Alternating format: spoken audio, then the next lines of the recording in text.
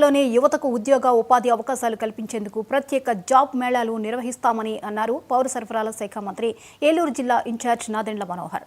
మంగళవారం రౌతుగూడెం నిర్వాసితుల కాలనీని మనోహర్ సందర్శించారు. పోలవరం ప్రాజెక్టు నిర్వాసితులకు R&R ప్యాకేజీ అందించడంతో పాటు వారి జీవనానికి అవసరమైన రేషన్ కూడా అందిస్తున్నామన్నారు.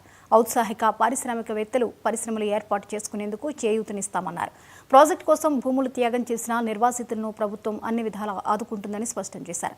ఈ కార్యక్రమంలో పోలవరం ఎమ్మెల్యే చిర్రి బాలరాజు, రాష్ట్ర పౌర సరఫరాల శాఖ కమిషనర్ సౌరభ్ గౌర్, జిల్లా కలెక్టర్ ట్రిసెల్వి తదితరులు పాల్గొన్నారు.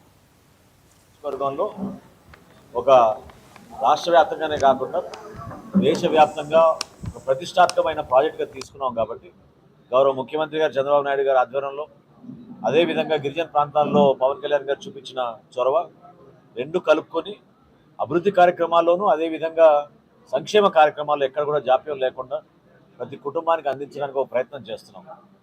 పోలవరం మీరు గతంలో చూశారు, 100 కోట్ల రూపాయలు ఏదైతే R&R ప్యాకేజ్ కింద ఇవ్వాలో 6.5 లక్షల రూపాయలు కుటుంబానికి అది రాగానే మా కుటుంబ ప్రభుత్వం చెల్లించింది. ఇంకా చేయాల్సింది చాలా ఉంది. వాస్తవంగా ఏంటంటే 51% ప్రాజెక్ట్ పూర్తయింది. కాఫర్ డ్యామ్ కూడా ఏ విధంగా వాళ్ళు పొరపాటు చేసి టెక్నికల్గా నిర్మాణం చేయలేకపోయారో, దానివల్ల ఎంత నష్టం జరిగిందో, ఎంత జాప్యం జరిగిందో మనందరం దానివల్ల నష్టపోతున్నాం.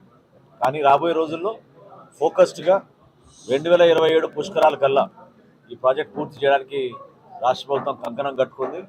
నిధుల విషయంలో కేంద్ర ప్రభుత్వం నరేంద్ర మోడీ గారి నాయకత్వంలో అందించిన సహకారం మరువలేనిది.